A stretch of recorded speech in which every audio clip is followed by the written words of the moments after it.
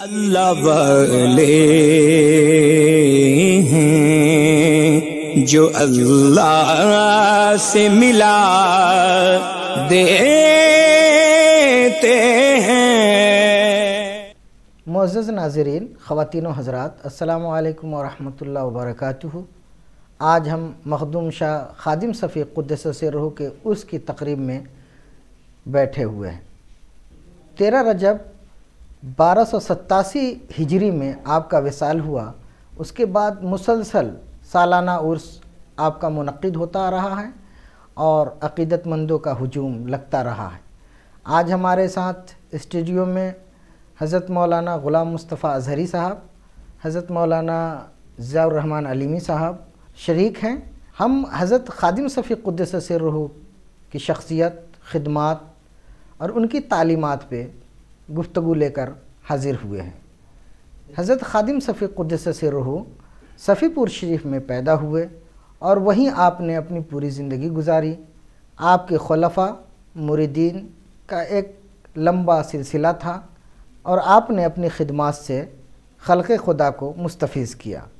حضرت مخدوم خادم صفی قدس سرہ کو سلسلہ صفویہ، سعدیہ، مینائیہ، چشتیہ کا مجدد کہا جاتا ہے۔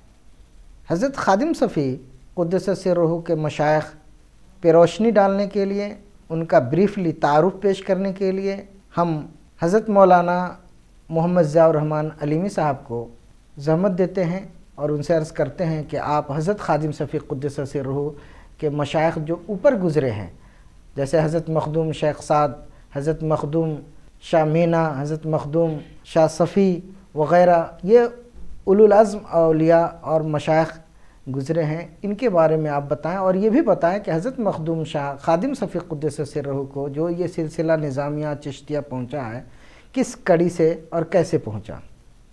اللہ والے ہیں۔ الحمدللہ رب العالمین والصلاة والسلام علی سید الانبیاء والمرسلین وعلی آلہ واصحابہ اجمعین۔ قطب عالم حضرت مخدوم شاہ خادم صفی قدس اللہ تعالی سرہ العزیز کی شخصیت محتاج تعارف نہیں ہے۔ آپ کو صفوی فیضان جو پہنچا تھا، یہ تو بالکل معروف و مشہور ہے، سبھی لوگ اس سے واقف بھی ہیں کہ آپ صفوی بزرگ ہیں۔ صفوی بزرگ ہونے کا مطلب یہ ہے کہ آپ کا سلسلہ حضرت مخدوم شاہ صفی قدس اللہ تعالی سرہ العزیز تک پہنچتا ہے۔ حضرت مخدوم شاہ خادم صفی قدس اللہ سرہ العزیز کے شیخ ہیں حضرت حفیظ اللہ شاہ قدس اللہ تعالی سرہ العزیز، آپ کے شیخ ہیں۔ حضرت مخدوم شاہ خادم صفی قدس اللہ سرہ العزیز کو جو سلسلہ پہنچا ہے، اس میں ایک نمایاں نام، بہت ہی اہم نام، شیخ الاسلام حضرت مخدوم شیخ عبدالصمد معروف بشاہ صفی قدس اللہ تعالی سرہ العزیز ہیں۔ مخدوم شاہ صفی کے نام مبارک سے صفی پور آج مشہور و معروف ہے دنیا میں، اور ساری دنیا آپ کو جانتی ہے۔ مخدوم شاہ صفی قدس اللہ سرہ العزیز کے مریدین میں اور ان کے خلفاء میں حضرت میر عبدالواحد بلگرامی رحمۃ اللہ تعالی علیہ صاحب سب سنابل کا نام آتا ہے، اور ان کی شخصیت سے بھی دنیا واقف ہے۔ حضرت مخدوم شاہ صفی قدس اللہ سرہ العزیز کے شیخ ہیں حضرت مخدوم شیخ سعد الدین خیرآبادی قدس اللہ سرہ العزیز۔ حضرت مخدوم شیخ سعد قدس اللہ سرہ العزیز مخدوم کبیر کے نام سے مشہور و معروف ہیں۔ آپ بیک وقت زبردست نحوی، اصولی، عالم و فاضل، عالم شریعت ہونے کے ساتھ ساتھ آپ زبردست عالم طریقت اور مرشد کامل رہنمائے زمانہ تھے۔ آپ کی شخصیت کا جو تعارف ہے اس وقت، اور پہلے بھی لوگوں نے آپ کی شخصیت کو جو جانا ہے، وہ سب سے زیادہ 2 چیزوں کی وجہ سے لوگوں نے آپ کو جانا ہے۔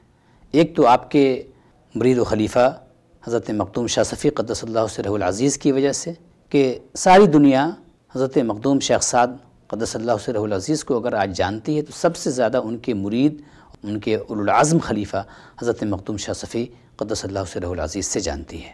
اور دوسری وجہ یہ کہ تصوف کا ایک مشہور و معروف متن الرسالۃ المکیہ، جس کے مصنف علامہ قطب الدین دمشقی متوفی 780 ہجری، ان کی کتاب الرسالۃ المکیہ کی آپ نے شرح کی۔ ویسے الرسالۃ المکیہ کی تو اور بھی شرحیں لکھی گئی ہیں، لیکن ساری شرحیں ناپید ہیں۔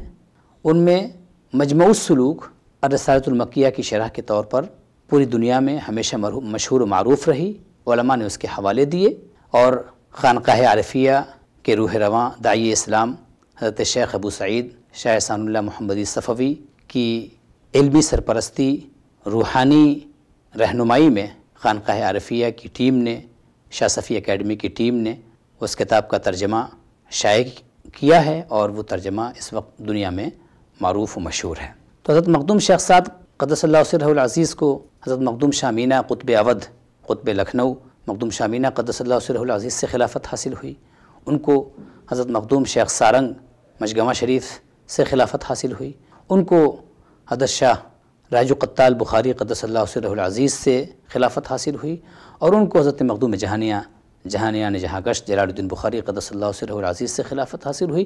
حضرت مخدوم جہانیہ کو متعدد مقام سے متعدد طرق سے خلافتیں حاصل تھیں، خصوصیت کے ساتھ ان کو سلسلہ چشتیہ حضرت شیخ الاسلام خواجہ نصیر الدین چراغ دہلی قدس اللہ سرہ العزیز سے خلافت حاصل ہوئی۔ یوں حضرت مخدوم شاہ خادم صفی قدس اللہ سرہ العزیز کا سلسلہ حضرت مخدوم جہانیہ کے واسطے سے چشتی نسبت میں حضرت خواجہ نظام الدین اولیاء تک پہنچتا ہے، اور اس کے بعد اس کے علاوہ حضرت مخدوم جہانیہ کو جو دیگر اجازتیں قادریہ کی اور سہروردیہ کی جو اجازتیں تھیں، وہ اجازتیں بھی آپ تک منتقل ہو کر کے پہنچی ہیں۔ اور جہاں تک حضرت کے تعارف کی بات ہے تو حضرت مخدوم شاہ خادم صفی قدس اللہ سرہ العزیز اللہ تبارک و تعالیٰ کے ان برگزیدہ بندوں میں تھے کہ جن کو اللہ تبارک و تعالیٰ نے اپنے راستے پر چلنے کے لیے، اپنی معرفت کے لیے اور دنیا کو اپنی معرفت عطا کرنے کے لیے حضرت مخدوم خادم صفی قدس اللہ سرہ العزیز کو اللہ نے چن لیا تھا، ان کو منتخب فرما لیا تھا۔ اور جب اللہ تبارک و تعالیٰ کسی بندے کو منتخب کر لیتا ہے نا، تو بچپن سے ہی اس کی علامتیں، اس کی نشانیاں ظاہر ہونے لگتی ہیں۔ بالائے سرش ذہوش مندی میتافت ستارہ بلندی۔ حضرت خادم صفی رحمۃ اللہ تعالیٰ علیہ بچپن سے ہی آپ کو دنیاوی لہو و لعب کی طرف کوئی توجہ نہیں تھی، آپ کی توجہ طلب مولا کی طرف تھی۔ آپ نے یوں تو پہلے بھی اپنے آپ کو اللہ تبارک و تعالیٰ کے راستے میں لگا کر کے رکھا، لیکن خصوصیت کے ساتھ جب آپ حضرت حفیظ اللہ شاہ قدس اللہ سرہ العزیز کے دست حق پرست پر بیعت ہو گئے، تو بیعت کے بعد خصوصیت کے ساتھ آپ کی زندگی بدل گئی، آپ کے دل کی دنیا بدل گئی، عشق مولا کی آگ بھڑک اٹھی۔ آپ نے پوری زندگی اللہ تبارک و تعالیٰ کے راستے میں گزاری، فقر و فاقہ کی زندگی گزاری، توکل و زہد کی ایک اعلیٰ مثال بن کر کے زندگی گزاری، اور ایک اعلیٰ درجے کے مربی بن کر کے آپ نے زندگی گزاری۔ اور یہی وجہ ہے کہ آپ نے صرف 58 سال کی عمر پائی، لیکن 58 سال کی عمر پانے کے باوجود آپ نے 42 خلفائے اعظام تیار کیے، اور وہ 42 خلفاء ایسے ہیں کہ ان میں سے ہر ایک فرد سے دین و تصوف کا، احسان و سلوک کا عظیم کارنامہ انجام پایا۔ یہ حضرت خادم صفی قدس اللہ سرہ العزیز کی شخصیت کا خلاصہ ہے۔ صفی پور شریف کے عظیم ولی، معروف شخصیت حضرت قدرت اللہ غوث الدہر قدس سرہ فرمایا کرتے تھے کہ میرے بعد صفی پور شریف میں ایک ایسا چراغ روشن ہوگا جس چراغ کے ارد گرد لوگ پروانہ وار فریفتہ ہوں گے، اور ان کے ذریعے سے مشائخ کی تعلیمات اور ان کی روحانیت عام ہوگی، اور زیادہ سے زیادہ لوگ فیض یاب ہوں گے۔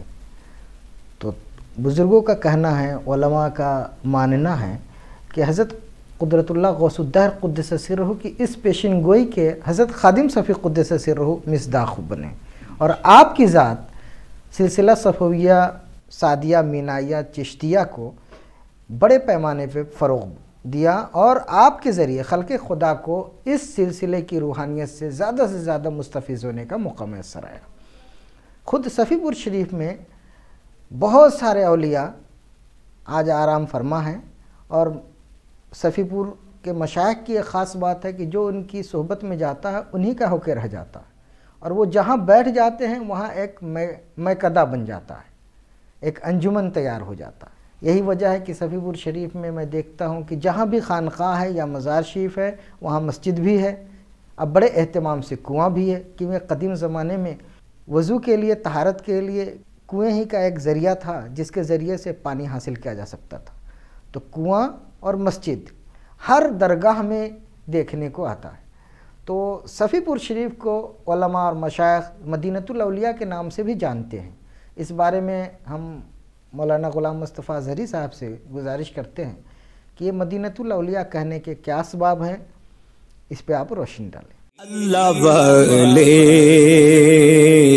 ہیں، اولیاء اکرام جہاں بھی رہتے ہیں وہ تو یوں عرفان اور طریقت کا میکدہ ہوتا ہی ہے، لیکن بعض شہروں کو اور بعض شخصیتوں کو ایسی نسبت ہوتی ہے کہ لوگ کھنچتے ہوئے وہاں پر چلے آتے ہیں۔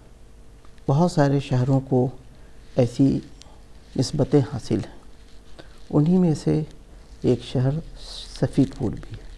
صفی پور شریف یہ سب سے پہلے اس کے بزرگ جس کی وجہ سے یہ صفی پور جانا گیا، شیخ الاسلام حضرت مخدوم صفی قدس اللہ سرہ ہیں۔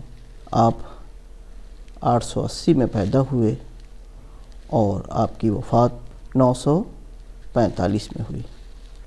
916 میں آپ کو خلافت ملی اور 922 میں آپ کے شیخ مخدوم شیخ سعد قدس اللہ سرہ کی وفات ہوئی، اور آپ نے اسی زمانے میں صفی پور کو اپنا میکدہ بنایا، یعنی اس کو مرکز رشد و ہدایت بنایا، خانقاہ کی تعمیر کی، اور پھر یہاں سے آپ کے خلفاء اور آپ کے جانشین تسلسل کے ساتھ آج تک سارے لوگ وہاں رہے۔ ان تمام بزرگوں کی جیسا کہ آپ خود فرما رہے تھے کہ خصوصیت رہی ہے کہ جو بھی جس شیخ سے جڑتا تو اب وہ ہمیشہ انہی کا ہو کے رہ جاتا۔ ہر شخص ایک انجمن ہوتا، اسی لیے ہر شخص جو ہے اپنی بغل میں شیخ کے اپنے بغل میں اسی زمین پر رہ کر کے اپنی ایک الگ خانقاہ بنا لیتا، اور وہاں مسجد ہوتی اور وہاں کنواں ہوتا۔ تو اس طرح سے اڑوس پڑوس پورے اودھ کے لوگ حضرت مخدوم صفی سے لے کر کے خادم صفی قدس اللہ سرہ تک لوگ مسلسل وہاں پر رحلت کر کے، اور خود وہاں کے لوگوں کے اندر ان مشائخ کی تربیت سے اور ان کی تعلیمات کی وجہ سے یہ خود جو ہے بڑی بڑی شخصیتیں اس میں نمودار ہوں۔ بعض کا ذکر تاریخ میں موجود ہے، بعض کا ذکر جو ہے تاریخ نے محفوظ نہیں کیا، لیکن ان کی شخصیتیں بہت ہی عظیم رہی، اسی لیے اس کو مدینۃ الاولیاء کہا جاتا ہے۔ دوسری چیز یہ ہے کہ مشائخ چشت کی خصوصیت رہی ہے وہ یہ کہ شریعت کی بہت پابند رہتے تھے، اور جو سلسلہ خدمت اور شریعت پر اپنی بنیاد رکھے گا وہ سلسلہ خوب پھلتا اور پھولتا ہے، کیونکہ سنت ایسی چیز ہوتی ہے کہ جو سلسلے اور جو لوگ سنت کے پابند ہوتے ہیں، شریعت کے پابند ہوتے ہیں، وہی حقیقت میں صحیح طور پر نائب ہوتے ہیں۔ اور جب یہ خصوصیت ہماری سلسلے کی ہے، سلسلہ صفیہ چشتیہ کی خصوصیت ہے کہ یہاں کے تمام مشائخ عام طور پر پابند شریعت ہوتے اور لوگوں کی خدمت کرتے، اور اخلاق اور عادات ان کے بہت ہی اعلیٰ ہوتے، شطحات سے دور رہنے والے لوگ ہوتے، تو ایسے لوگوں کے پاس لوگوں کا ہجوم آنا فطری بات ہے۔ ہمارے سلسلے کی خاص خصوصیت لوگ بیان کرتے ہیں، اب تو کہتے ہیں لوگ جو ہے دوسرے سلسلے میں بھی اس طرح کی چیزیں جو ہے نہیں پائی جاتی ہیں ہے یا بہت کم رہ گئی ہیں، کہ لوگ کہا کرتے ہیں، بعض مشائخ نے لکھا ہے اپنے کہ بھئی ہماری سلسلے کی خصوصیت ہی ہے کہ ہم نماز کے پابند لوگ سارے لوگ ہوتے، جو بھی سلسلہ سے جڑتا ٹھیک ہے وہ کم از کم شریعت کا ضرور پابند ہو جاتا، لہو و لعب سے دور ہو جاتا۔ عام مرید بھی، مشائخ تو دور کی بات ہے، عام مرید پر بھی کم از کم اثر یہ ہوتا کہ وہ فرائض و واجبات کا ادا کرنے والا ضرور ہوتا، اور اس کو اپنے شیخ سے ایک گنا نسبت ہوتی۔ تو ہم یہ کہہ سکتے ہیں کہ سلسلہ صفیہ اور تمام مشائخ کے ہاں جو لوگ جڑے، اگر ان لوگوں نے شریعت کی پابندی کی اور شیخ سے اپنی ان کی نسبت اور انسیت رہی، تو وہ اگرچہ خلیفہ نہیں ہوئے، اگرچہ ان کا نام صفحات میں نہیں لکھے گئے، لیکن کہیں نہ کہیں کسی نہ کسی صورت سے اخیر تک ضرور ان کا تکملہ ہوا۔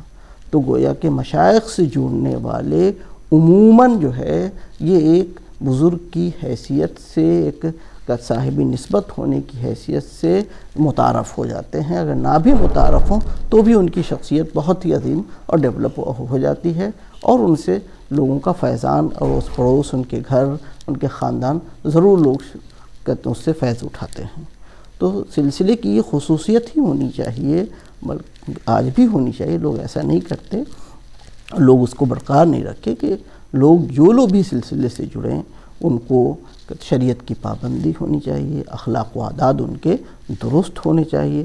وہ خود کم از کم جو بھی مشائخ سے جڑیں وہ کم سے کم اپنے گھر کے لوگوں کے لیے، اپنے لوگوں کے لیے تو مربی ضرور ہو جائیں، تاکہ لگے کہ یہ گھر، یہ خاندان کسی سلسلہ، صاحب سلسلہ سے منسلک ہے۔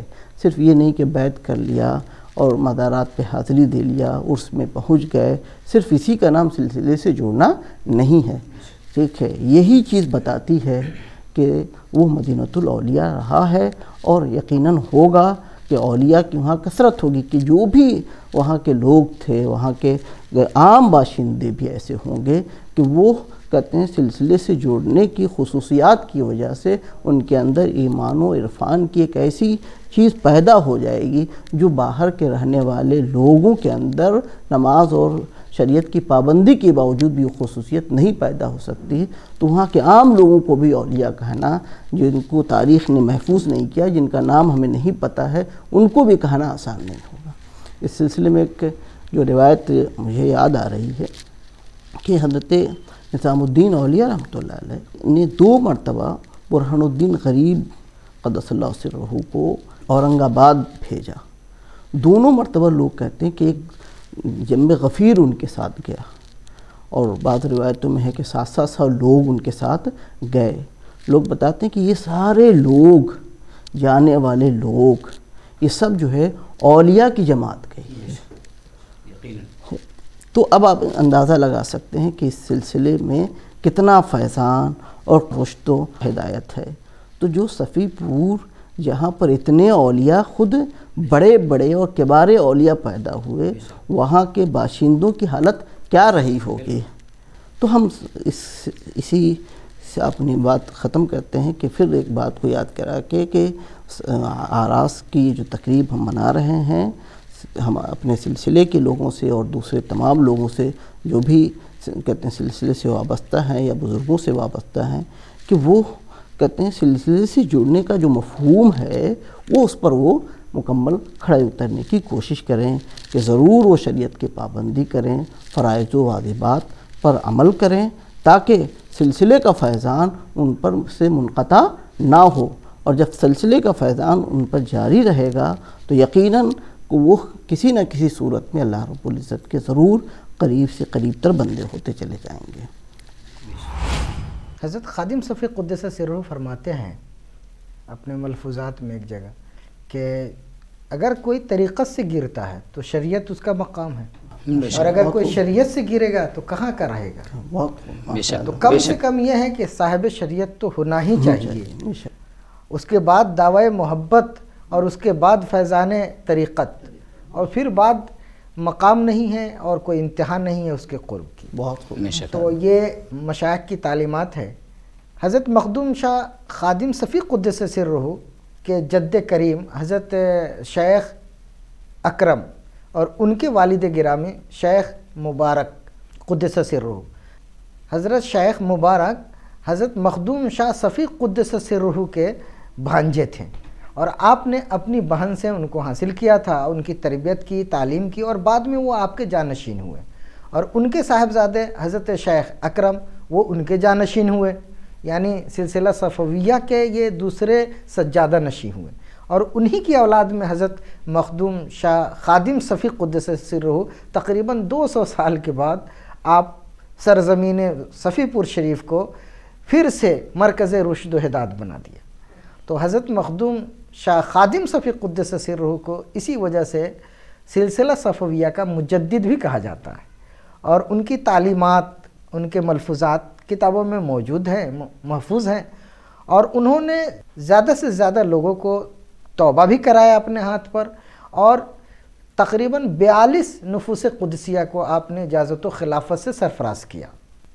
42 نفوس قدسیہ نے حضرت خادم صفی قدس سرہ کی تعلیمات کو اور ان کے اس روحانی مشن کو، طریقت کے اس درخت کو بہت دور تک کے پھیلا دیا۔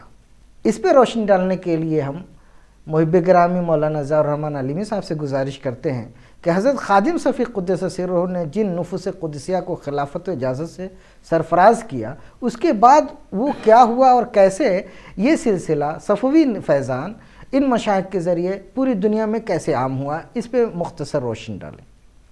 اللہ والے ہیں۔ عربی زبان کا ایک مشہور مقولہ ہے کہ الشجر یعرف بثمرہ، درخت اپنے پھل سے پہچانا جاتا ہے۔ تو حضرت خادم صفی قدس اللہ سرہ العزیز کے جو عام مریدین ہیں وہ بھی ممتاز تھے، اور جو خلفاء ہیں ظاہر سی بات ہے کہ وہ تو اور زیادہ ممتاز ہوں گے، کیونکہ ان کے شیخ نے ان کو سجایا، سنوارا، اور سنوار کر کے پھر اس قابل ان کو بنایا کہ اب وہ دوسروں کو سجا سنوار سکیں۔ تو آپ نے 42 خلفاء تیار کیے۔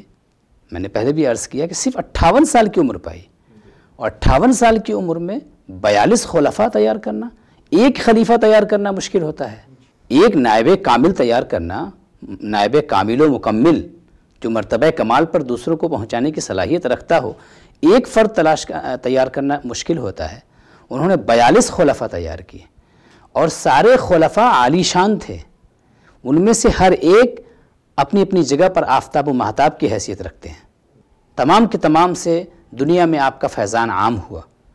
42 خلفاء میں مثلا چند نمایاں نام حضرت کریم اللہ شاہ، جن کے جانشین حضرت بقاء اللہ شاہ ہوئے، اور ان سے سلسلہ بقائیہ مشہور و معروف ہے، ان کی جانب منسوب ہے یہ سلسلہ۔ ایسے ہی حضرت خلیل اللہ شاہ، آپ سے بھی صفوی فیضان بہت زیادہ عام ہوا۔ حضرت منشی عزیز اللہ شاہ قدس اللہ سرہ العزیز، حضرت خلیل اللہ شاہ صاحب سے ایک اجازت حضرت اعلیٰ حضرت اشرفی میاں قدس اللہ سرہ العزیز کو بھی پہنچی۔ اس طریقے سے فیضان آگے بڑھا۔ عزیز اللہ شاہ قدس اللہ سرہ العزیز سے بھی فیضان آگے بڑھا، اور آپ کے خلفاء میں ہی ایک اور نمایاں خلیفہ حضرت شاہ عبد الغفور صاحب سر قل هو اللہ قدس اللہ سرہ العزیز، ان سے بھی اس سلسلے کو، آپ کے فیضان کو، آپ کے روحانی مشن کو بہت زیادہ فروغ ملا۔ چنانچہ خود حضرت قل هو اللہ شاہ قدس اللہ سرہ العزیز کے جو اخلاف تھے، آپ کے جو صاحبزادگان تھے، وہ صاحبزادگان سب کے سب اپنے آپ میں زہد و توکل اور شریعت و طریقت کی پابندی کی اعلیٰ مثال اور اس کا اعلیٰ نمونہ تھے، راہ سلوک میں استقامت کا پیکر تھے، اور حضرت قل هو اللہ شاہ قدس اللہ سرہ العزیز سے اجازت خانقاہ عارفیہ کے بانی حضرت مخدوم شاہ عارف صفی قدس اللہ سرہ العزیز کو پہنچی، اور پھر آپ سے، آپ کی ذات سے خانقاہ عارفیہ وجود میں آئی، اور پھر خانقاہ عارفیہ کے مشائخ نے حضرت مخدوم شاہ خادم صفی قدس اللہ سرہ العزیز کے فیضان کو عام کیا، اور عصر حاضر میں مخدوم شاہ خادم صفی قدس اللہ سرہ العزیز کے فیضان کو داعی اسلام حضرت شیخ ابو سعید شاہ احسان اللہ محمدی صفوی مدظ اللہ العالی مختلف طریقے سے عام فرما رہے ہیں۔ علمی طور پر بھی آپ نے ادارہ قائم کیا، ادارے کے ذریعے سے بھی اس فیضان کو عام فرما رہے ہیں، اپنی اکیڈمی کے ذریعے سے بھی اس علمی فیضان کو عام فرما رہے ہیں، اور ایسے خطبہ، ایسے دعات انہوں نے تیار کیے ہیں کہ وہ دعات بھی ہندوستان کے ملک کے طول و عرض میں پھیل کر مختلف جگہوں پر وہ دین و سنیت، شریعت و طریقت اور تصوف و سلوک کے فیضان کو عام کر رہے ہیں۔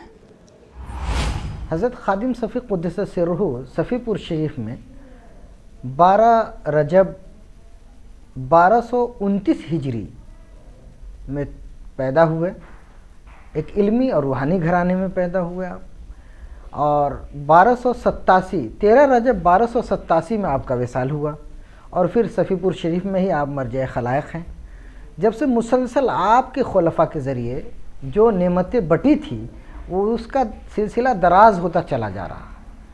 ملک میں مختلف نام سے یہ سلسلہ صفویہ، نظامیہ، چشتیہ کا فیضان عام ہو رہا ہے، مختلف ناموں سے، چاہے وہ عارفیہ ہو، بقائیہ ہو، چاہے جو بھی نام ہو، کیونکہ آپ نے 42 خلفاء کو جو اجازت و خلافت عطا کی تھی، اس 42 نفوس قدسیہ نے آپ کے ان فیضان کو پورے ملک میں نہیں بلکہ بیرون ملک تک کے اس کو پھیلا دیا۔ بنگلہ دیش وغیرہ میں بھی آپ کی خانقاہیں آپ کے خلفاء کے ذریعے جو فیضان پہنچا وہ آج رائج ہیں، اور وہاں خلق خدا کو فائدہ پہنچ رہا ہے، اور یہ روحانی فیضان عام ہو رہا ہے۔ 13 رجب 1287 ہجری میں آپ کا وصال ہوا۔ اس حساب سے آج تقریباً 150 سال سے زیادہ کا عرصہ گزر گیا ہے، لیکن آج بھی آپ کے نام لیوا اور آپ کی بارگاہ میں حاضر ہونے والوں کی تعداد کم نہیں ہوئی ہے، بلکہ دن بدن یہ سلسلہ بڑھتا جا رہا ہے۔ مشائخ دنیا سے تو چلے جاتے ہیں، لیکن ان کی روحانیت اور ان کے فیض و برکات کا سلسلہ منقطع نہیں ہوتا۔ یہ مہینہ خواجہ صاحب کا مہینہ ہے، رجب کا مہینہ خواجہ صاحب کا مہینہ ہے، اور خواجہ صاحب کا فیضان عام کرنے والی شخصیتوں میں ایک بڑا نام حضرت خادم صفی قدس سرہ کا آتا ہے، اور حضرت خادم صفی قدس سرہ کو ایک اور نسبت حاصل ہے کہ خواجہ صاحب کا جو مہینہ ہے اسی مہینے میں آپ کا بھی وصال ہوا۔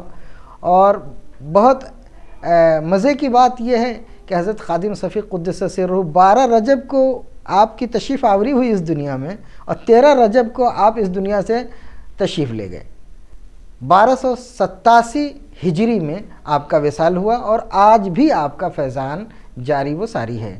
آپ کی تعلیمات آپ کی کتابوں میں بھی محفوظ ہیں، اور آپ کے خلفاء کے ذریعے، آپ کے متعلقین علماء کے ذریعے۔ آپ کی ایک اور خصوصیت یہ ہے کہ صفی پور شریف میں صرف علماء اور مشائخ ہی حاضر نہیں ہوئے، بلکہ عمرا اور فقراء، سلاطین اور سلاطین سے متعلق افراد بھی وہاں حاضر ہوئے اور روحانی فیوز و برکات حاصل کرنے کی کوشش کی ہے۔ تو یہ پوری تاریخ محفوظ ہے کہ اگر اس در پہ دیکھا جائے تو علماء بھی چلے آ رہے ہیں، صوفیہ بھی چلے آ رہے ہیں، عمرا بھی چلے آ رہے ہیں، اور فقراء کا تو جم غفیر تھا ہی۔ بڑے بڑے نواب، رئیس وقت آ کر کے ان مشائخ کی بارگاہ میں ادب سے حاضری دی ہے، اور ان کے فیض و برکات سے وہ مستفیض ہوئے۔ تو یہ صفی پور شریف کی شان اور اس کا مرتبہ ہے۔ یہی وجہ ہے کہ صفی پور شریف کو مدینۃ الاولیاء بھی کہا جاتا ہے، اور علماء اور طالبین و سالکین کا مرکز علم و عرفان بھی کہا جاتا ہے۔ مجدد سلسلہ صفویہ حضرت مخدوم خادم صفی قدس سرہ کی تعلیمات جہاں خلفاء کے ذریعے عام ہو رہی ہے، وہیں آپ کی باتوں کو جن خلفاء نے کتابوں میں نقل کیا ہے وہ بھی پڑھنے کے لائق ہے، اور اس کو پڑھنے کے بعد ایک نئی زندگی پیدا ہوتی ہے۔ آپ ایک جگہ فرماتے ہیں، آپ کے ملفوظ کو نقل کیا گیا ہے کہ آپ فرماتے ہیں کہ رسمی مرید ہونا تو آسان ہے، حقیقی مرید ہونا آسان نہیں ہے۔ حقیقی مرید تو وہی ہے جو اپنے پیر کے نقش قدم پر ہو۔ تو اس کا کیا مطلب ہوتا ہے؟ مولانا غلام مصطفیٰ اظہری صاحب آپ اس پہ روشنی ڈالیں۔ اللہ والے ہیں۔ ہم بات کی طرف آپ نے اشارہ کیا ہے، مرید ہوتا کیا ہے؟ مرید کا مطلب یہ ہوا کہ وہ شیخ کے تعلیمات عقائد کے اعتبار سے، اخلاق کے اعتبار سے اور عرفان کے اعتبار سے جو تعلیمات ہیں اس پر وہ چلے۔ شیخ مربی ہوتا ہے، ڈاکٹر ہوتا ہے، اور مرید جو ہے اس کا مریض ہوتا ہے پہلے، اور اس کو شفا چاہیے۔ تو اگر وہ شیخ کے نقش قدم پہ نہیں چلے گا، شیخ کے فرمودات پر عمل نہیں کرے گا، شیخ کے اشارے پر گردش نہیں کرے گا، تو کیسے وہ اپنا علاج صحیح طور پر کر پائے گا؟ وہ کیسے شفا یاب ہوگا؟ مرید جو ہوتا ہے اس کو قلبی فیض چاہیے۔ قلبی فیض کا مطلب یہ ہوا کہ اس کا دل خالص اللہ کے لیے ہو جائے، اور وہ پورے طور پر اپنے قلب و جگر سے اللہ رب العزت پر فریفتہ ہو جائے۔ مرید کا مطلب یہ ہو گیا کہ ایک ایسا شخص ہوتا ہے جو ہوائے نفس سے پراگندہ ہوتا ہے، مریض ہوتا ہے، اور شیخ کی بارگاہ میں پہنچتا ہے تاکہ شیخ اس کو تمام طرح کے غلاظتوں سے پاک کر کے اس کو اللہ رب العزت کے بارگاہ کے لائق بنا سکے۔ اب موٹی موٹی چند باتیں سمجھیے۔ مثال کے طور پر جس کے قلب میں حسد ہو، جس کے قلب میں بغض ہو، جس کے قلب میں اور دوسرے وسوسات ہوں، اللہ پر اعتراض، شریعت پر اعتراض، شیخ پر اعتراض، اس طرح کی چیزیں اس کے قلب میں اگر موجود ہے تو وہ کیسے عرفان و طریقت کے راہگیر ہو پائے گا؟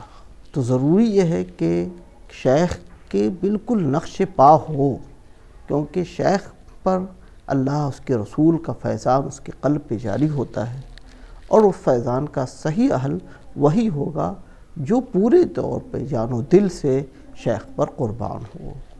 یہی راستہ ہے مریدی اور پیری کا، اور کوئی الگ سے کوئی چیز نہیں ہے کہ قلب جو ہے مکمل طور پر آپ جو ہے اگر کسی عام آدمی کے پاس جائیں گے تو وہ آپ کو نماز روزے کے احکام بتائے گا، آپ کو نماز پڑھنے کا طریقہ سکھا دے گا، لیکن اگر آپ شیخ کامل کے بارگاہ میں جب پہنچیں گے تو آپ کو ہوگا یہ کہ آپ نماز میں کیسے استغراق حاصل کریں، کیسے نماز میں اللہ کے علاوہ کا تصور آپ کے دلوں سے محو ہو جائے، صرف اللہ کی یاد آپ کے دل میں باقی رہے۔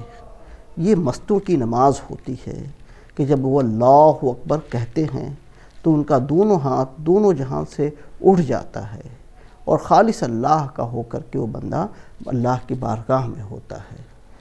حصول یہ ہے کہ ہم جان و دل سے اللہ رب العزت کے بارگاہ میں پہنچ جائیں، کچھ بھی ہمارے دل میں کسی چیز کی غیریت نہ رہ جائے، سارا کچھ اللہ رب العزت کے علاوہ کا کوئی تصور ہمارے قلب میں نہ ہو۔ اب حقیقی مرید کا واضح مفہوم یہ ہو گیا کہ بندہ ایسا بنے، اپنے شیخ کے نقش پا پر اس طرح سے چلے کہ گویا کہ وہ بالکل مستعد ہے اپنے آپ کو، اپنے قلب کو غیر اللہ سے پاک کرنے کے لیے۔ تو ایک ایک اشارے پر اس کو لبیک کہتے ہوئے جان و دل سے قربان ہونا پڑے گا۔ مرشد گرامی حضور داعی اسلام فرماتے ہیں کہ جو مرید شیخ کے اشارے پر دوڑتا ہے اور چلتا ہے، جو اشارے کو سمجھتا ہے، وہ پارا کی طرح سلوک و معرفت طے کرتا ہے۔ تو گویا کہ صحیح مرید تو وہی ہے جو شیخ کے اشارے پر قربان ہو جائے اور اپنے آپ کو دنیا کے کسی بھی حوث کو اپنے قلب سے نکال دے۔ وہ شیخ سے جڑنے کا مقصد اس کا اغراض دنیا نہ ہو، صرف وہ طلب مولا میں رہ کر کے، طالب مولا کے لیے شیخ کی بارگاہ میں رہے اور اس کی بارگاہ میں اس کا خادم ہو کر کے، اس کا جو ہے جاروب کش ہو کر کے وہ رہے۔ ایسا نہ ہو کہ وہ مرید ہو رہا ہے کسی دنیاوی غرض کے لیے۔ اگر دنیاوی غرض کے لیے کوئی مرید ہوتا ہے تو مرید نہیں ہے، وہ رسمی مرید ہے، حقیقی مرید نہیں ہے۔ حقیقی مرید وہی ہے جو صرف اللہ رب العزت کے طلب میں اور شیخ کی بارگاہ میں اسی طلب کے لیے آیا ہو، اسی طلب نے اسے مطلب تک پہنچایا ہو، نہ کہ وہ دنیاوی اغراض کے لیے۔ رسمی مرید کا یہی مطلب ہو کہ بھئی دنیاوی اغراض کو ترک کر کے صرف اللہ کے رضا کے لیے اپنی تمام بیت کہتے ہی ہیں کہ جس کی آتش ارادت نے اس کی تمام خواہشات کو ختم کر کے شیخ کی ارادت میں دے دیا ہو۔ تو یہ ہے مطلب کہ حقیقی مرید کا۔ ظہری صاحب آپ نے اچھی بات کہی، رسمی اور حقیقی مرید کے بارے میں آپ نے بہت خوبصورت روشنی ڈالی۔ ایک مقام پہ حضرت خادم صفی قدس سرہ فرماتے ہیں، ان کا ایک ملفوظ ہے، آپ فرماتے ہیں کہ مرید جو کچھ پیر کو کرتا دیکھے اس پر عمل نہ کرے، بلکہ جو پیر کہے اس پر عمل کرے۔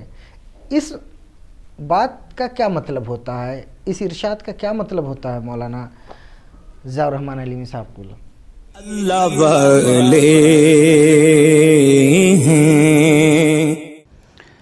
دیکھیں، مشائخ دین کی راہ کے تجربہ کار رہنما ہیں، اس لیے وہ وقتاً فوقتاً اپنے مریدین سے جو گفتگو فرماتے ہیں، اس گفتگو میں بعض ایسی باتیں ذکر کر دیتے ہیں جس سے مرید پر یہ بات واضح رہے کہ شیخ کے فرامین پر جو عمل کرنا ہے، شیخ کی اتباع جو ہے، شیخ کی اتباع کے مفہوم کو وہ واضح کرتے رہتے ہیں۔ تو ابھی مثلا آپ نے یہ جملہ جو بیان کیا کہ مرید اپنے پیر کو جو کرتا دیکھے اسے نہ کرے بلکہ جو شیخ فرمائے اس پر عمل کرے، اس قول کی تشریح مختلف طریقے سے کی جا سکتی ہے۔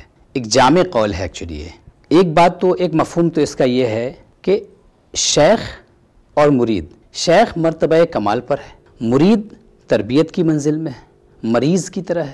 مریض کے لیے ہر طرح کا کھانا جائز نہیں ہوتا ہے، ہر طرح کی غذا مناسب نہیں ہوتی ہے، اور شیخ جو ہے وہ چونکہ صحت مند ہے بلکہ وہ دوسروں کو صحت عطا فرمانے والا ہے، تو اس کے لیے گنجائش زیادہ ہوتی ہے۔ تو شیخ کے لیے مباحات کے استعمال کی بھی گنجائش ہوتی ہے، جو چیزیں مباح ہیں، جائز ہیں۔ اس کے برخلاف جو مریدین ہوتے ہیں وہ چونکہ تربیت کے مرحلے سے گزر رہے ہیں، تو ڈاکٹر زیادہ بہتر جانتا ہے کہ اس مریض کے لیے کون سی غذا مناسب ہے اور کون سی غذا مناسب نہیں ہے۔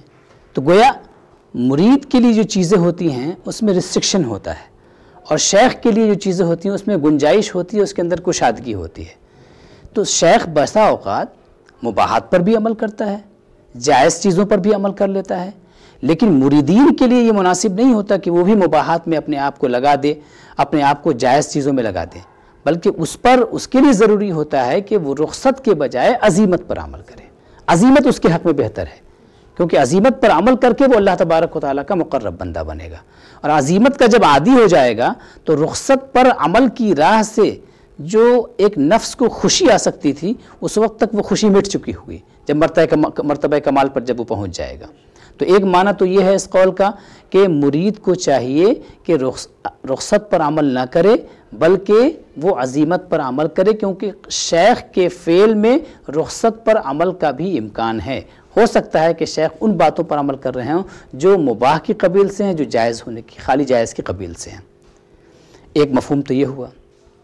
دوسرا مفہوم اس کا یہ ہے کہ مشائخ کی اتباع یقیناً کی جائے گی، لیکن مشائخ یہ معصوم نہیں ہیں، یہ بشر ہیں، انسان ہیں، ان کی بشریت ہوگی، یہ ان سے نسیان طاری ہو سکتا ہے، یہ غلبہ حال کا شکار ہو سکتے ہیں، غلبہ حال میں ہو سکتے ہیں، یہ خطا کا بھی شکار ہو سکتے ہیں۔ تو حضرت مخدوم شیخ خادم صفی قدس اللہ سرہ العزیز نے اسی بات کو واضح کرنے کے لیے یہ بات بیان کی، اور آپ نے فرمایا کہ شیخ جو حکم دے اس پر، جو کہے اس پر عمل کرے، جو کرے شیخ اس پر عمل نہ کرے، کیونکہ ہو سکتا ہے کہ شیخ کا فعل بشریت کی بنیاد پر ہو، شیخ کی بشریت کی اتباع نہیں کی جائے گی۔ ہو سکتا ہے کہ شیخ نے جو کام کیا ہے وہ کام نسیان کی وجہ سے ہو گیا، بھول میں ایسا ہو گیا ہو، اور ظاہر سی بات ہے کہ جو فعل بھول سے ہو جائے وہ قابل عمل نہیں ہوتا ہے دوسروں کے لیے۔ ایسے ہی شیخ سے ہو سکتا ہے کہ وہ فعل خطأً سرزد ہو گیا ہو، خطا کی بنیاد پر وہ سرزد ہو گیا ہو۔ ظاہر بات ہے کہ جس فعل کی بنیاد خطا پر ہوگی اس کی بھی پیروی نہیں کی جائے گی۔ تو حضرت مخدوم شیخ خادم صفی قدس اللہ سرہ العزیز نے دراصل مریدین کی ہدایت و رہنمائی کے لیے یہ بات فرمائی کہ شیخ کی اتباع کرنی ہے، لیکن آپ کی توجہ اس پر ہونی چاہیے کہ آپ کے لیے حکم کیا آیا ہے، شیخ نے آپ سے فرمایا کیا، وہ کیجیے۔ آپ کو شیخ کے تمام افعال کی پیروی نہیں کرنی ہے، اس لیے کہ اس میں بشریت کا بھی امکان ہے، اس میں خطا کا بھی امکان ہے، اس میں نسیان کا بھی امکان ہے، اور یہ بھی ہو سکتا ہے کہ شیخ غلبہ حال کی وجہ سے وہ عمل کر رہا ہو اور مرید کا وہ حال نہ ہو۔ تو ظاہر ہے کہ شیخ کا تو ایک حال ہے، اس حال کی وجہ سے وہ فعل اس سے صادر ہو رہا ہے، وہ کام اس سے صادر ہو رہا ہے، لیکن مرید کا وہ حال نہیں ہے۔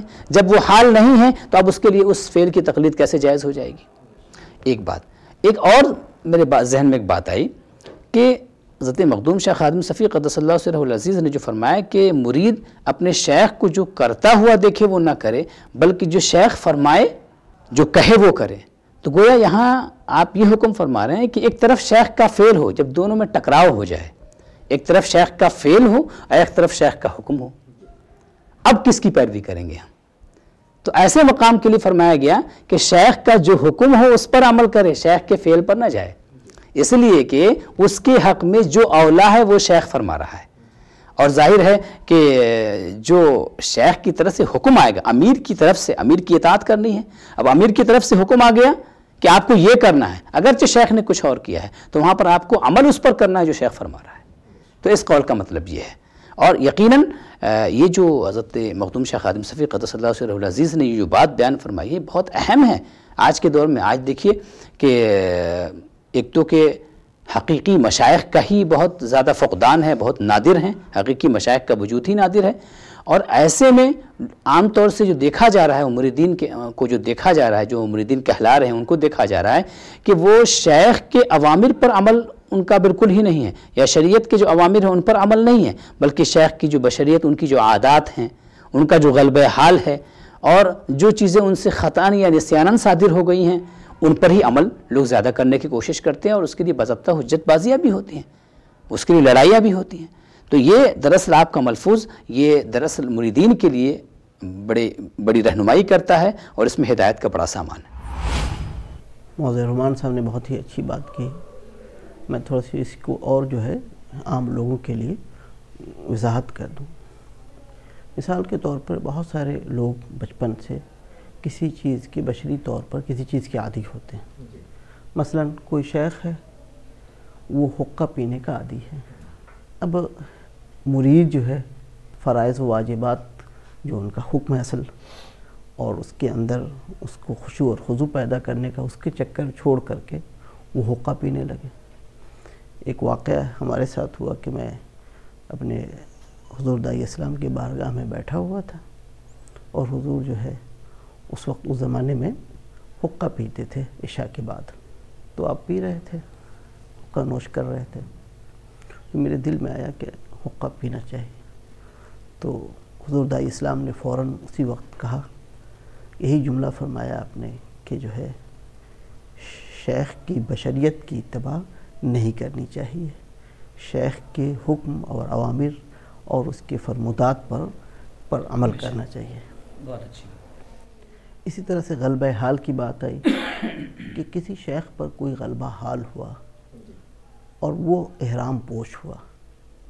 اس نے کبھی بھی اپنے مرید کو یہ نہیں کہا کہ تم احرام باندھو، وہ اس کا ایک غلبہ تھا.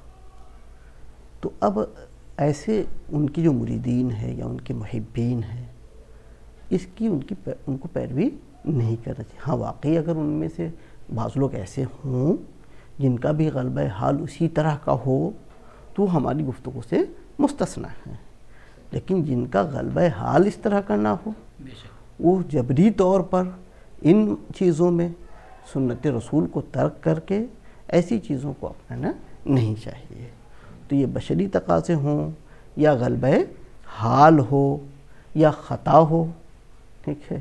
اب نماز میں کبھی شیخ بھول گیا، ٹھیک ہے، تو نماز کے بارے میں مسئلے بتائے جاتے ہیں کہ بھائی اگر ایک واجب ترک کر کے ہے نا، اگر امام واجب ترک کرتے اور واجب ترک کرنے کے بعد وہ مکمل یعنی ترک کر چکا ہو، مثال کے طور پہ 2 رکعت کے بعد اسے بیٹھنا تھا، وہ کھڑا ہو گیا ہو تو اس کی وہاں تو اتباع کر لیں گے. لیکن اگر وہ فرض ترک کر دیا اور ترک کرنے کے بعد وہ 4 رکعت کے بعد اسے بیٹھنا تھا اور وہ کھڑا ہو گیا تو ہم اس کی اتباع نہیں کریں گے. یہ اس کی نسیان ہے، خطا ہے اس کی یا نسیان ہے. اب بیٹھے رہیں گے، اسے لقمہ دیں گے، یا یہ ہے کہ وہ آئے گا دوبارہ اور پھر سلام پھیرے گا تو ہم اس کی موافقت کریں گے، ورنہ ہم خود سلام پھیر لیں گے. تو اگر شیخ کی خطا کی نماز عین نماز میں بھی امام کی خطا کی پیروی نہیں کی جائے گی، خاص طور سے فرائض اور واجبات میں، ٹھیک ہے. تو اسی طرح سے بلا ضرورت کہتے ہیں یا اپنا غلبہ حال نہ ہو تو ان سب کی پیروی اسی کی طرف مخدوم صاحب نے یہ اشارہ کیا ہے کہ ٹھیک ہے. اور باقی جو بہت اہم جو بات کہتے ہیں ضیاء بھائی نے بتائی بہت زبردست ہے، وہ یہ ہے کہ بھائی ہر آدمی کی حال الگ الگ. ایک چیز اور ایڈ کرتے ہیں، اس وقت جو ہے کہتے ہیں کبھی بڑی خانقاہ ہوتی ہے، بڑی چیزیں ہوتی ہیں تو ادارتی امور بھی منسلک ہوتے ہیں، ٹھیک ہے. مثال کے طور پر جماعت ہو رہی ہو اور بہت بڑا مجمع ہے تو کچھ لوگ پولیس ڈپارٹمنٹ میں بھی ہوں گے. اب لوگ جو ہے شیخ کی پیروی میں سب چھوڑ چھاڑ کر کے جو ہے سب لوگ نماز میں پہنچ جائے تو معلوم ہے کہ کچھ سے کچھ ہو گیا. تو یہاں پہ شیخ کے حکم کی پیروی کی جائے گی، نہ کہ جو ہے اس کی جو ہے کہتے ہیں اتباع کی جائے گی کہ وہ نماز پڑھ رہا تھا ہم بھی نماز پڑھنے چل دیں. جب اسے کہا گیا کیا، جیسا کہ جو ہے احد میں ہوا کہ اللہ کے رسول صلی اللہ علیہ وسلم نے فرمایا تھا 50 صحابہ کو کہ آپ کو کہتے فتح اور نصرت یا شکست ہر حالت میں آپ کو یہیں رکنا ہے، یہاں سے ہٹنا نہیں ہے. دیکھیں اب اس صورت میں جو ہے جو ہوا وہ تاریخ میں اس کا محفوظ ہے. تو شیخ کی اتباع بھی اسی امر سے ہونی چاہیے کہ ادارتی معاملات میں بھی بعض جگہ پر اس کی اتباع کی جگہ اس کے حکم کی پیروی کرنی چاہیے.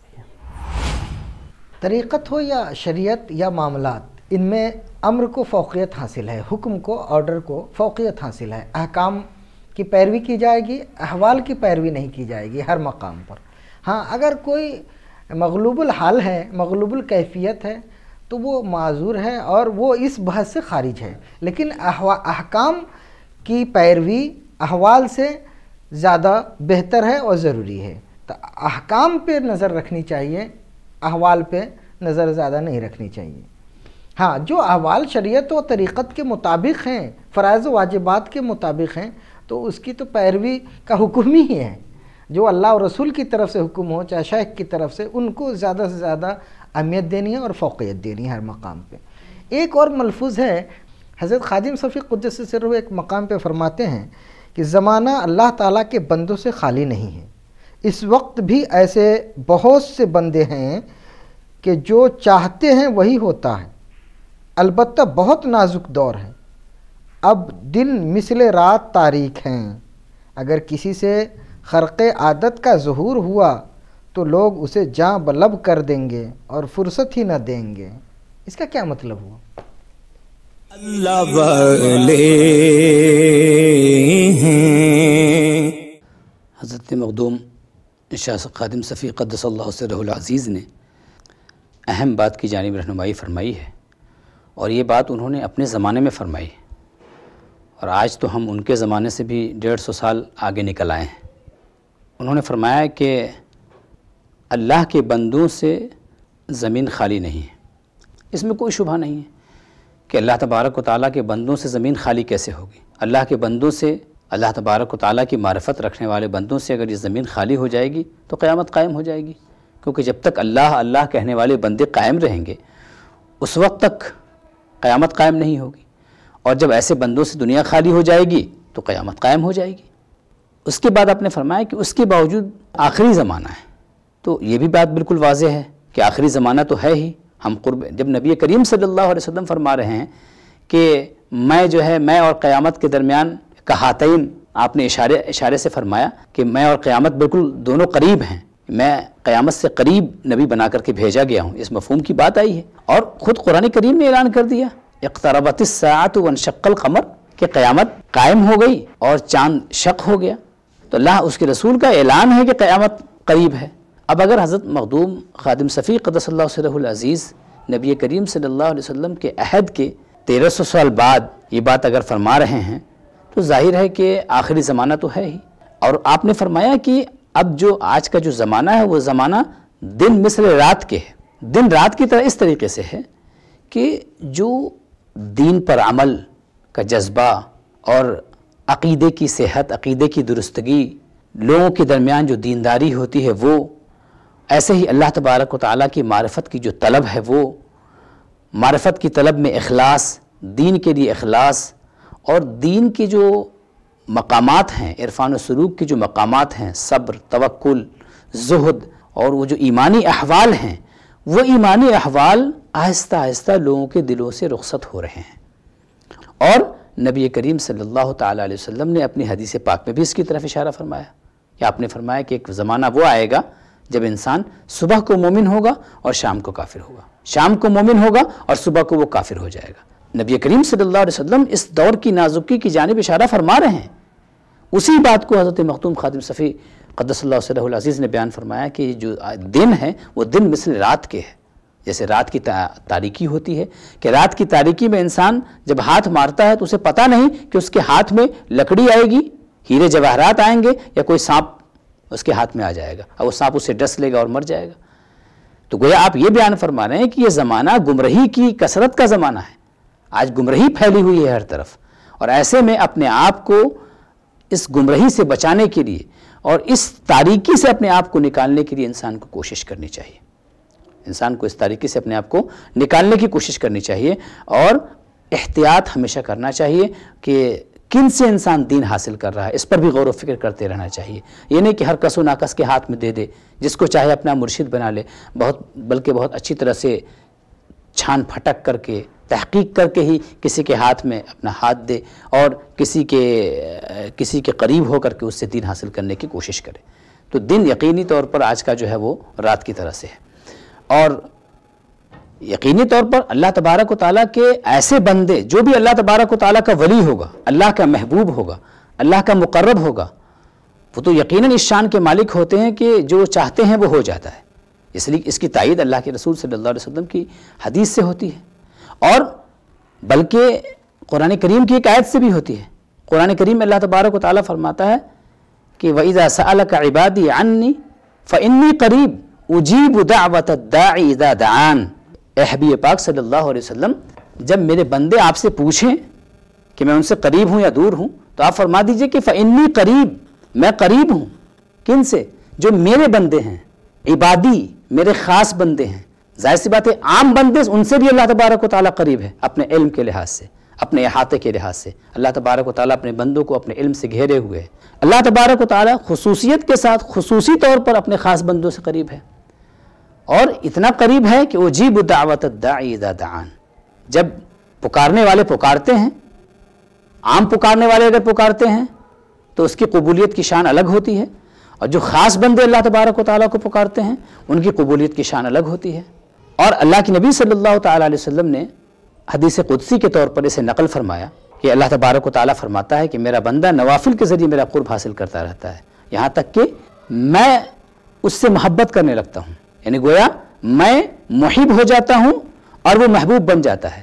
اس سے پہلے میں اس کا محبوب تھا اور وہ میرا محب تھا، لیکن اب میں محب ہوں اور وہ محبوب ہے، اور جب میں اسے اپنا محبوب بنا لیتا ہوں تو میں اس کے کان بن جاتا ہوں جس سے وہ سنتا ہے۔ اور پوری حدیث لمبی، اس میں اخیر میں ایک لفظ آیا ہے، اگر وہ بندہ مجھ سے دعا کرتا ہے، مجھ سے کچھ مانگتا ہے، اللہ تبارک و تعالیٰ تاکید کے ساتھ فرماتا ہے کہ لَأُجِيبَنَّهُ، میں ضرور اس کی دعا کو قبول کرتا ہوں۔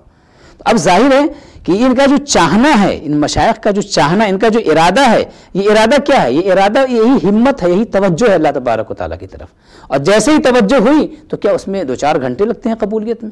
اللہ تبارک و تعالیٰ فوراً ان کی دعا کو قبول فرماتا ہے، ان کے دل میں جو بات آتی ہے اس کو قبول فرماتا ہے۔ اسی کو حضرت مخدوم خادم صفی قدس اللہ سرہ العزیز فرما رہے ہیں کہ اللہ کے بندے اس روئے زمین پر ہیں ایسے کہ جو چاہ لے وہ ہو جائے، لیکن فرمایا کہ خرق عادت اگر آج کے زمانے میں ہو جائے تو لوگ اسے جاں بلب کر دیں گے، اس لیے کہ انسانوں کی فطرت یہ ہے کہ انسان کی جو نگاہ ہے وہ نگاہ، عام انسانوں کی نگاہ بہت محدود ہے، وہ پردے کے پیچھے کی چیزوں کو نہیں دیکھتی، وہ ظاہر پر اس کی نظر بہت زیادہ ہوتی ہے۔ تو خرق عادت کی بنیاد پر لوگ اس کے پیچھے پڑ جائیں گے، اور لوگ اس کے پیچھے بھی پڑیں گے خرق عادت کی بنیاد پر۔ کس لیے پڑیں گے؟ خرق عادت کی بنیاد پر اس لیے پیچھے پڑیں گے تاکہ ان کی دنیا بن جائے، لوگ ان سے دنیا کی دولت حاصل کر لیں، مال عجائبات دیکھنے کے لیے ان کے پیچھے پڑیں گے، جیسے کہ جادوگروں کے پیچھے پڑ جاتے ہیں، ایسے ہی لوگ عام دنیا دار لوگ ان کے پیچھے پڑ جائیں گے۔ لیکن جو اہل اللہ ہوتے ہیں، جو صالحین ہوتے ہیں، جن کو مولا کی طلب ہوتی ہے، مولا تعالیٰ کی معرفت ہوتی ہے، وہ جب ایسے بندوں سے، کسی بندے سے، اللہ کے ولی سے جب خرق عادت کو دیکھتے ہیں تو ان کے دلوں میں ان کے دلوں میں جو ایمان موجود ہے اس ایمان میں اضافہ ہوتا ہے، کیونکہ وہ آیت کو دیکھتے ہیں۔ وَإِذَا تُلِيَتْ عَلَيْهِمْ آيَاتُهُ زَادَتْهُمْ ایمانا، جب ان کے اوپر اللہ کی آیتیں تلاوت ہوتی ہیں تو ان کے ایمان میں اضافہ ہو جاتا ہے۔ تو جب یہ اولیاء اللہ کے پردے میں اللہ کی نشانیوں کو دیکھتے ہیں، خرق عادت کو دیکھتے ہیں، اس کا مشاہدہ کرتے ہیں، تو ان کے دلوں میں بھی ایمان بڑھ جاتا ہے، اور ان کے اندر اللہ تبارک و تعالیٰ کی محبت، اس کے لیے شوق، اس کی جو تڑپ ہے، اس کے لیے اخلاص، یہ ساری نعمتیں ان کی بڑھ جاتی ہیں، وہ اللہ تبارک و تعالیٰ کے اور مقرب بندے ہو جاتے ہیں۔ حضرت خادم صفی قدس سرہ ایک مقام پہ فرماتے ہیں کہ آخری زمانہ ہے، اب اگلو سا وقت کہاں، برتن میں تلچھٹ باقی ہے، اسے ہی چاٹ لینا چاہیے۔ اس ملفوظ کو آپ کس تناظر میں دیکھتے ہیں اظہری صاحب قبلہ؟ اللہ والے ہیں، یقیناً مشائخ جو ہے عز و انکساری اور تواضع کے اعلیٰ مقام پہ ہوتے ہیں۔ ہر زمانے میں مشائخ کے اقوال اس طرح کے آپ کو مل جائیں گے۔ حضرت جنید بغدادی اپنے زمانے میں کہا کرتے تھے کہ اب تصوف کی جو اس کی وسعت جو ہے سمٹ چکی ہے، ہم لوگ صرف حواشی سے بات کرتے ہیں۔ اور خود جو ہے اسی سلسلے کے مختوم کبیر حضرت مختوم شیخ سعد میں فرمایا کہ بالکل آخری دور ہے، قیامت بس برپا ہی ہونے والی ہے۔ تو اس طرح کے مشائخ کے اقوال ملتے ہی ہیں۔ اور دوسری طرف یہ ہے کہ یہ سب اقوال جو ہے قلت کی طرف بھی اشارہ کرتے ہیں کہ اب لوگ جو ہے کم ہوتے جا رہے ہیں۔ اور اس میں کوئی شک نہیں ہے کہ زمانے نبوت سے لوگ جیسے جیسے دور ہوتے جائیں گے ویسے ویسے اس کی روشنی سے لوگ فیض یاب کم ہوں۔ لیکن ہر زمانے میں فیض پانے والے اور اعلیٰ ترین فیض پانے والے لوگوں کی کوئی کمی نہیں رہی ہے، کم سے کم ہوتے ضرور ہیں، حتیٰ کہ آخر میں امام مہدی آئیں گے۔ ٹھیک ہے، رسول اللہ صلی اللہ تعالی وسلم ان کی بشارت دے گئے، ان کی تائید میں جو حضرت عیسیٰ علیہ السلام کا نزول ہوگا، وہ زمانہ پھر لوٹے گا۔ تو اس کا مطلب یہ ہو گیا کہ مشائخ کے آنے کا اور یہ علم الہی، یہ علم عرفان رہے گا۔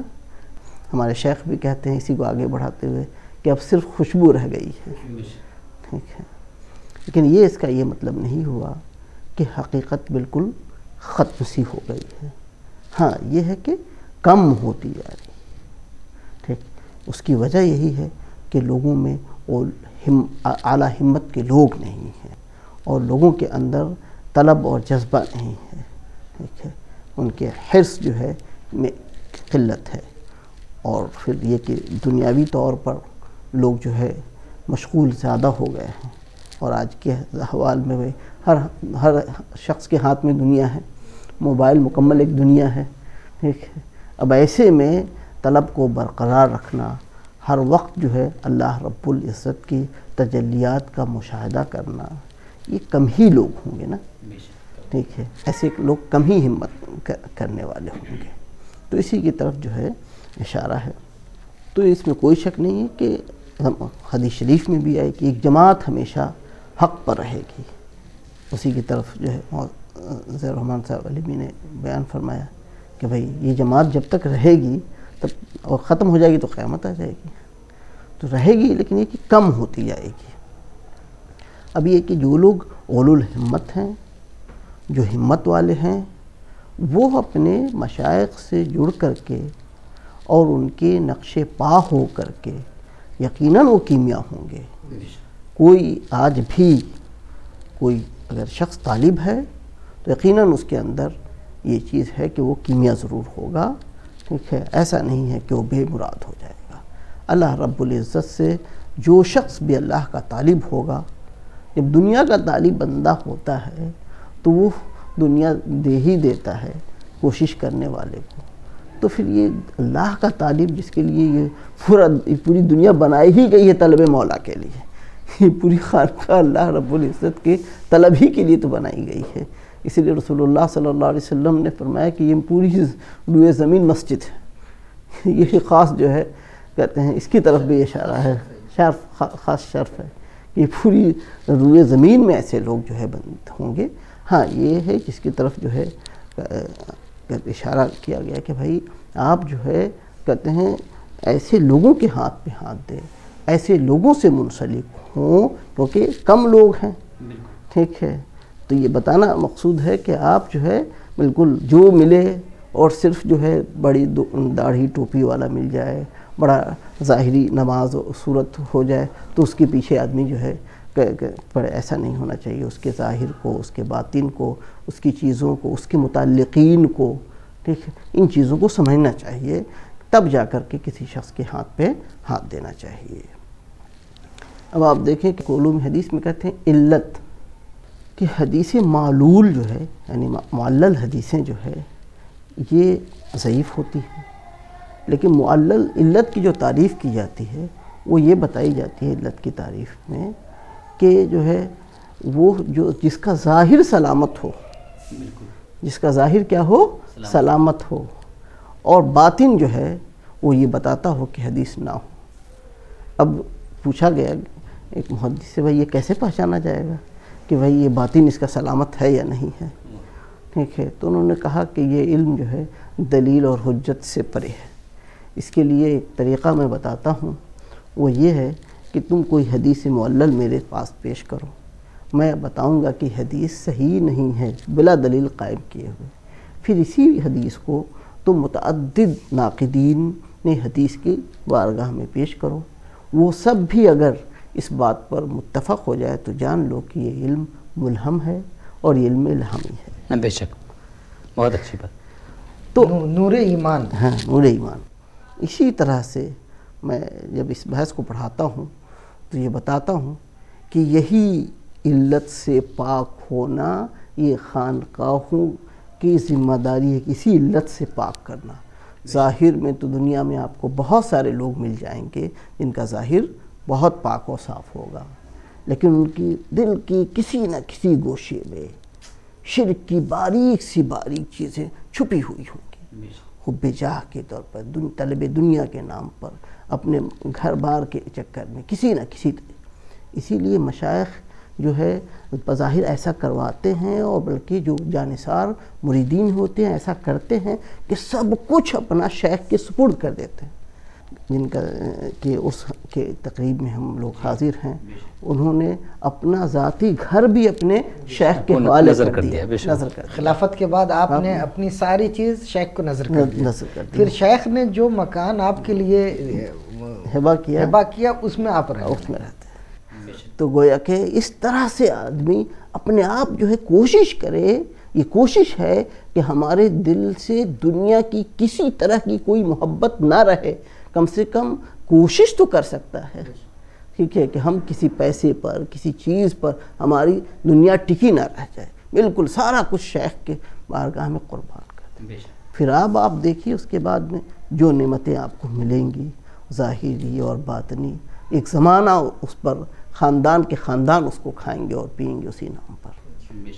اسی کی طرف جو ہے اشارہ کرنا مقصود کہ لوگ اب کم ہو گئے، ٹھیک ہے، یعنی گویا کہ کہیں خوشبو آ جائے گی، ٹھیک ہے، مطلب کہیں سے جو ہے آپ کو بس تھوڑا سا ڈھونڈتے ہوئے پہنچیں گے تو کہیں ایک تھوڑا سا مل جائے گا.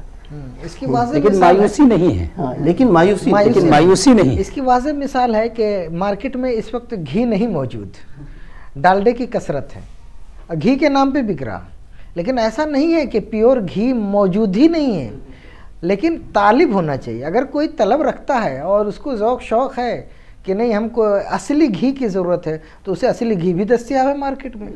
تو آج حضرت جیسے آپ نے فرمایا کہ حضرت جنید بغدادی قدس سرہ فرماتے ہیں کہ ہم لوگ حواشی سے بات کرتے ہیں.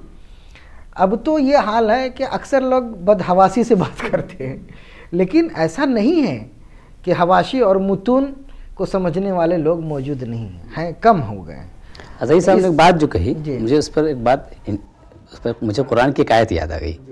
انہوں نے فرمایا کہ جب اللہ تبارک و تعالیٰ دنیا کے طالب کو دنیا دیتا ہے تو مولا کے طالب کو اپنی نعمت کیوں نہیں عطا فرمائے گا، اپنے طالب کو اپنی نعمت کیوں نہیں عطا کرے گا. قرآن کریم کی آیت ہے کہ اللہ نے فرمایا من کان یرید العاجلۃ عجلنا له فیہا ما نشاء لمن نرید، کہ جو دنیا کا طالب ہے ہم اس کو دنیا کی نعمت عطا کرتے ہیں، لیکن اسی کو عطا کرتے ہیں جس کو ہم چاہتے ہیں. ثم جعلنا له جہنم یصلاها مذموما مدحورا، پھر اس کو ہم جہنم میں ذلیل و خوار کر کے داخل کر دیتے ہیں. اس کے بعد اللہ نے جو بات فرمائی اس میں بڑی امید ہے طالبین کے لیے. اللہ نے فرمایا ومن اراد الاخرہ، اور جو آخرت کا طالب ہے، لیکن شرط کیا ہے وسعى لها سعيها، اس کے لیے بڑی محنت بھی کرتا ہے وہ ایمان کے ساتھ، وهو مؤمن، ایمان کے ساتھ اگر محنت کرتا ہے تو اللہ فرماتا ہے فاولئک کان سعیهم مشکورا، تو ایسے لوگوں کی کوششوں میں اللہ برکتیں ڈالتا ہے، ہاں وہ مقبول ہو گیا. اور اللہ نے کیا فرمایا آگے کلن نمد، ہم مدد سب کی کرتے ہیں، جو بھی اسباب کو اختیار کرے گا اس کی مدد کریں گے. ہؤلاء وہؤلاء من عطاء ربک وما کان عطاء ربک محظورا، اللہ کی عطا سے کوئی محروم نہیں ہوتا ہے. تو آپ کی اس بات پر مجھے قرآن کریم کی آیت یاد آئی کہ طالبین کے لیے کیسی امید دلائی گئی ہے اللہ تبارک تعالیٰ کی طرف سے. کبھی بھی طالب کو مطلب نا امید نہیں ہونا چاہیے. جی مشائخ فرماتے ہیں من طلب وجدہ، تو جس نے بھی طلب کی کوشش کی جذبے کے ساتھ، صدق نیت کے ساتھ جو بھی طلب میں نکلا اللہ اسے محروم نہیں کرے گا۔ اور آج بھی مردان خدا سے یہ دنیا خالی نہیں ہے، اور ان کے فیوز و برکات سے لوگ مستفیض ہو رہے ہیں، لیکن طلب اپنی اپنی، ہمت اپنی اپنی۔ حضرت خادم صفی قدس سرہ رجب کے مہینے میں 13 رجب کو آپ کا وصال ہوا، اور عرس بھی منعقد ہوتا رہا ہے۔ اسی عرس کے موقع پر ہم سب لوگ ان کی بارگاہ میں خراج عقیدت پیش کرنے کے لیے حاضر ہوئے، جمع ہوئے، اور حضرت خادم صفی اور صفی پور شریف کے تمام علماء اور مشائخ صوفیہ کے تذکرے کے لیے آپ اس کتاب کا بھی مطالعہ کر سکتے ہیں، تذکرہ منائیہ در احوال مشائخ صفویہ۔ یہ کتاب بہت جامع اور مفید ہے۔ جو حضرات مزید معلومات حاصل کرنا چاہتے ہیں مشائخ کی سیرت، تعلیمات کے بارے میں، وہ اس کتاب کا مطالعہ کر سکتے ہیں۔ شاہ صفی اکیڈمی جامعہ عرفیہ خانقاہ عرفیہ سے یہ کتاب شائع ہو چکی ہے اور عوام و خواص میں مقبول ہے۔ آپ حضرات اس کتاب سے بھی استفادہ کر سکتے ہیں۔ ہم اسی کے ساتھ آپ تمامی حضرات کا شکریہ ادا کرتے ہیں، اور آپ کو ہم مبارکبادی دیتے ہیں کہ آج حضرت خادم صفی قدس سرہ کے عرس کی اس تقریب میں آپ ہمارے ساتھ بنے رہیں، اور آپ نے علماء اور مشائخ سے بہتر انداز میں حضرت خادم صفی قدس سرہ اور مشائخ صفویہ چشتیہ نظامیہ کی تعلیمات اور ان کی سیرت، احوال اور کیفیتوں کے بارے میں آپ نے سنا، سماعت کیا اور جانا۔ آپ کو اسی کے ساتھ ہم ایک بار اور مبارکبادی پیش کرتے ہیں۔ عرس کی تقریب آپ کو مبارک ہو، اور اس کے فیوز و برکات سے اللہ تعالی ہم تمامی لوگوں کو مستفیض فرمائے۔ الحسان میڈیا کے ویڈیوز کو آپ اسی طرح دیکھتے رہیں اور دینی معلومات سے آگاہ ہوتے رہیں۔ اسی کے ساتھ السلام علیکم ورحمۃ اللہ وبرکاتہ۔ اللہ والے ہیں جو اللہ سے ملا دیتے ہیں،